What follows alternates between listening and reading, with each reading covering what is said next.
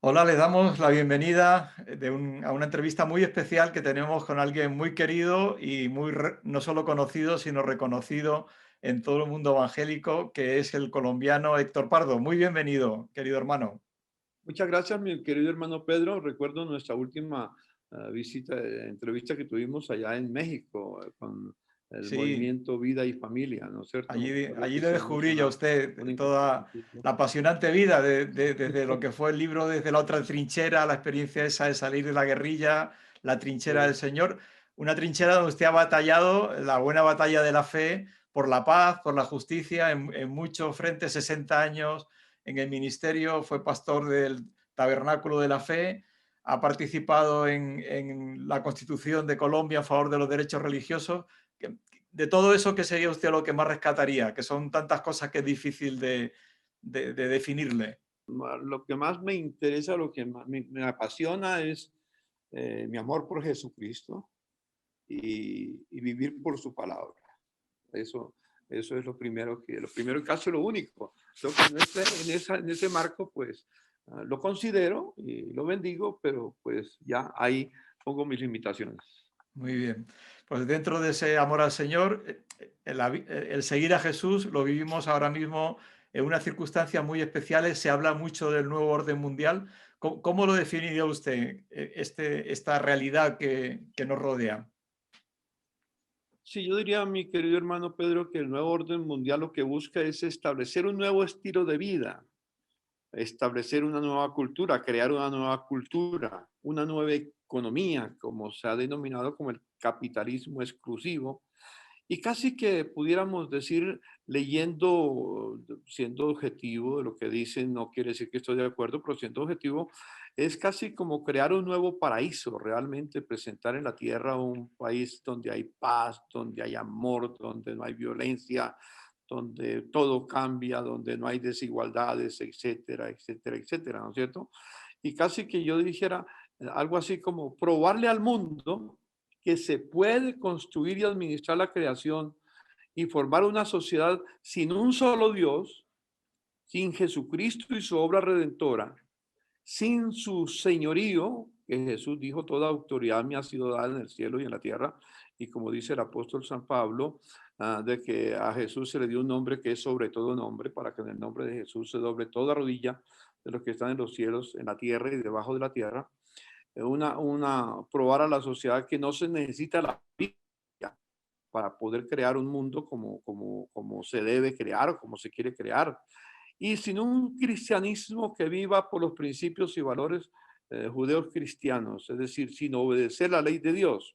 En esencia, hacer del cristianismo un archivo histórico, algo que fue en las próximas generaciones, pero que ya no es, porque el cristianismo desaparece del pensamiento, del mapa, de todo lo demás, porque si se ofrece un paraíso sin Dios, y lo que he mencionado, pues ¿para qué se necesita el cristianismo? ¿Para qué? Entonces, naturalmente habría que desaparecer el cristianismo. Digamos que eso en esencia, para mí, digamos, tal vez en una forma muy simplista, pero creo que con principios muy claros, eso es uno de los objetivos del nuevo orden mundial. Y dentro de esta filosofía y esta cosmovisión, ¿cuáles serían los actores principales que mueven los hilos de este nuevo orden? Los actores principales que mueven este nuevo orden, que ya viene de tiempo atrás trabajándose, está la ONU, que fue creada en 1945, y la OEA, que fue creada en 1948, y entiendo que fue creada en Bogotá, precisamente donde estoy viviendo, pero que entró en acción en 1951. La OMS, la Organización Mundial de la Salud, el Foro Económico Mundial, llamado normalmente el Foro de Davos, ¿sí? Y algunas fundaciones como la Open Society de Soros, de George Soros, la de Bill y Melinda Gates, la Fundación Rockefeller, por últimamente aparecen los guardianes de la vida y la moral y la economía, ¿no? Que el Papa les dio ya la bendición en el Vaticano y todo para que se hagan cargo de cuidar la tierra, de cuidar la creación, de cuidar que el nuevo orden mundial se lleve adelante. Digamos, en esencia, dijéramos, esos son los actores principales. Hay muchos más, me imagino, detrás, están detrás de bambalinas, como el Club Bilderberg tal vez y otros, no sé. Pero por lo menos los que se han mostrado la cara son estas personas o estos grupos que acabo de mencionar, ¿no? Ha mencionado gente muy poderosa, sin duda, que controla muchas cosas, pero es posible que estos agentes se coordinen en una estrategia para llevar adelante el nuevo orden o surge de forma espontánea. No, hay una coordinación, hay toda una estrategia desarrollada y que, hay que pensar en esas estrategias y hay estrategias principales y hay otras que son secundarias, ¿no? Pero existen. Hay una, dijéramos, una conspiración, si es que podemos utilizar la expresión con mucho respeto, pero no quiero denigrar de nadie, pero es una realidad, ¿no? Hay una conspiración de crear un nuevo orden mundial sin necesidad de la fe cristiana. Ujú. Y en este marco, ¿qué papel y hacia dónde va la OEA, la Organización de Estados Americanos? Bueno, antes de eso, yo quisiera decirle algo. Digamos, para mí la agenda principal es la Agenda 2030, es la fundamental. Y que ha creado la ODS, que es Objetivos de Desarrollo Sostenible, ¿no? Para establecer los fundamentos del nuevo orden mundial. Entonces, la OEA sí sabe en este caso para dónde va. No va con la agenda de la eclesía del Señor, de lo que Jesús dijo, yo estableceré mi iglesia o mi eclesía, que dice en Mateo capítulo 16, ¿no? Que es la palabra, y a veces lo hemos traducido como iglesia, pero en el fondo de la eclesía hay que entender qué significa la eclesía, que fue lo que Jesús dijo que iba a establecer. Pero bueno, digamos, hay objetivos, por ejemplo, en la Agenda 2030. El objetivo uno, primero, es pobreza cero para el 2030, o por lo menos establecer las bases en el 2030. El objetivo dos es hambre cero. El objetivo 4, educación de calidad. El objetivo 5, que es muy claro, es igualdad de género. Yo no sé si ignoramos lo que es la igualdad de género, que tiene que ver con todo lo de la ideología de género, en fin, etcétera, ¿no? Entonces, el objetivo de la OEA es principalmente el objetivo 17, que es alianzas para lograr esos objetivos. Su secretario general, el señor Almagro, está encargado de sacar adelante esta agenda. No podremos negar, debemos conocer primero todos los alcances de la Agenda 2030, que tiene 169 metas y 232 indicadores de la ODS, ¿sí? Así que eso es muy claro, ellos sí saben a dónde va, de repente nosotros no sabemos a dónde nos inclinamos, a dónde nos dirigimos. Y leemos la Agenda 2030 de una manera muy, ¿cómo se llama? Muy olímpica, ¿no? Muy, no, pero es buena, pero yo no estoy diciendo que es mala, como a leerla públicamente, porque como está la deconstrucción del lenguaje que se está haciendo mundialmente, la deconstrucción del lenguaje donde las palabras tienen otro contenido, ya no los que uno está acostumbrado a tener cuando define una palabra. Hoy tienen otro contenido, por ejemplo, la familia. La familia, para mí, cuando yo le pregunto a la gente qué es la familia, bueno, la familia comienza con la unión de un hombre y una mujer. Eso cambió hoy en día. La familia ya se puede hacer entre 2 hombres, 3 hombres, 4 hombres, 5 mujeres, 6 mujeres, en fin, ya cualquier grupo social que se establece, ya eso se llama familia y tiene los derechos de familia. Aquí en Colombia, por ejemplo, hemos estado en la lucha porque algunos hermanos que participan en la arena política, pues están trabajando con el antiguo artículo, el artículo 42 de la Constitución menciona que la familia es establecida por la unión de un hombre y una mujer y es base fundamental de la sociedad. Pero la Corte Constitucional ya mencionó que hay que cambiarlo, que no es entre un hombre y una mujer, sino entre personas o entre 2 personas o 3 personas, en fin, y está esperando que el Congreso legisle sobre eso, ya no entre un hombre y una mujer. Entonces nosotros los cristianos nos engañamos pensando que con la palabra familia Es lo mismo que pensamos hoy, ¿no? Ha habido deconstrucción de esa palabra y luego en otras áreas. Entonces hay que conocer todo eso porque la OEA sí sabe para dónde va. Sí, aquí Y estamos nosotros, viviendo muy de cerca el suicidio asistido, se llama muerte digna, el exacto, abortar una vida es, humana se llama interrupción voluntaria del embarazo, en fin, todo se va como dignificando con el lenguaje y parece muy bonito, pero oculta una realidad muy dura detrás. es verdad, por eso tenemos que cuidarnos profundamente, ¿no? Mm.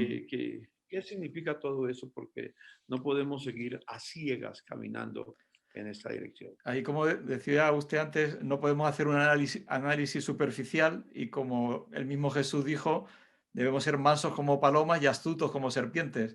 ¿Qué actitud debemos tener los evangélicos ante esta realidad social que nos rodea? La verdad, yo creo que nosotros los evangélicos debíamos a entender que muchos cristianos son bien intencionados, ¿no? No estoy diciendo que son malintencionados, cualquier grupo, pero yo diría que nosotros los evangélicos, digamos, cualquier organización, eh, grupo, alianza que represente al pueblo evangélico, en fin, tiene que tener mucho cuidado en este momento en lo que va a hablar con otras entidades internacionales, porque ellos tienen una agenda escondida que nosotros desconocemos. Más bien, lo que nosotros como cristianos debemos hacer sencillamente, pero muy sencillamente, es volver a la Biblia.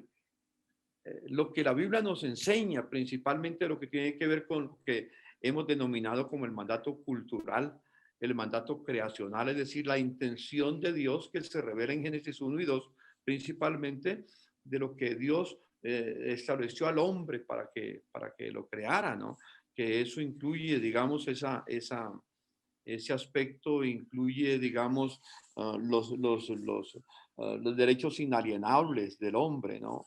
Que es el derecho a la dignidad de la familia, a la dignidad de la vida, desde el momento de la concepción hasta la muerte natural, la dignidad de la libertad de conciencia, la libertad de expresión, la libertad de pensamiento, que incluye también la libertad, la dignidad del trabajo, con la meta de que el hombre disfrute de lo que produce, ¿no? Porque Dios cuando creó al hombre lo creó para que trabajara y cultivara la tierra, no simplemente por cultivar la tierra, sino para que pudiera disfrutar de su labor. Como dice el profeta, nos sentaremos bajo la higuera y comeremos de su fruto, ¿no? Entonces, estudiar todo eso, volver a la Biblia, volver digamos, después del mandato cultural, pensar en los 10 mandamientos. Es que, claro, no somos salvos. Soy consciente que no somos salvos por la ley, por los 10 mandamientos, pero no somos salvos para violar la ley. Sí, excepto de que no soy salvo por la gracia, ¿no? Pues, digamos, primero se establece la justicia divina cuando el hombre viola la ley de Dios, pero luego viene la misericordia para detener la justicia y luego viene la gracia para ofrecernos perdón. Y ese perdón se obtiene en Jesucristo. Es decir, tenemos que volver a esos principios sencillos, al sermón de la montaña, los principios que el Señor enseñó, volver a las epístolas universales que tenemos en la Biblia, mirar el Apocalipsis con detenimiento, porque ahí está la revelación de Dios. Mi hermano Pedro, hay una verdad, estamos en lo que yo entiendo y algunos han mencionado como la batalla cósmica que comenzó en el jardín del Edén. Es la batalla entre la verdad y la mentira, ¿no?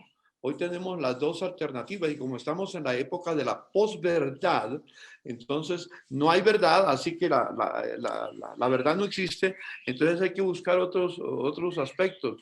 Por ejemplo, yo recuerdo que hace tiempos al estudiar un poco la fundación de las universidades cristianas que se formaron en Occidente, tenían, por ejemplo, creo que la de Harvard era que tenía tres principios fundamentales: Dios, la creación y la revelación, que se refiere a la Biblia. Y bajo esos principios desarrollaba toda la educación, con el concepto de Dios, el único Dios, con el concepto de la creación, que no somos un accidente en la tierra, sino que Dios creó los cielos y la tierra. Y también la revelación bíblica, todo lo que el Señor nos enseña. En el camino, cuando el humanismo empezó a florecer y a entrar en las entidades educativas cristianas, cambió a Dios por el hombre. El hombre es la medida de todas las cosas. Ya Dios no es Dios, es el hombre.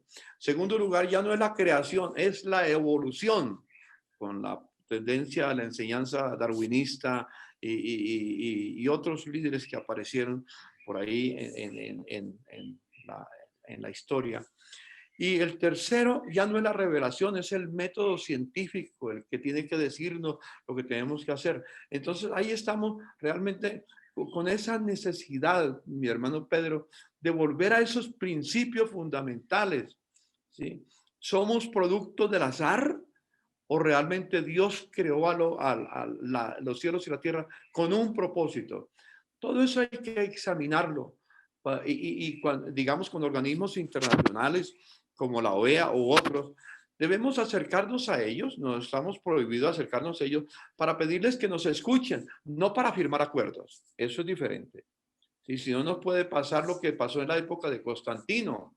Los cristianos de la época, del siglo IV, aceptaron la propuesta de Constantino de que el cristianismo fuera como la religión del Estado, ¿no? Pero con conceptos concepto enoteísta, que se llama el concepto enoteísta, es decir, un Dios principal que debía de ser honrado por los fieles, pero el reconocimiento de otros dioses menores que también necesitaban la honra.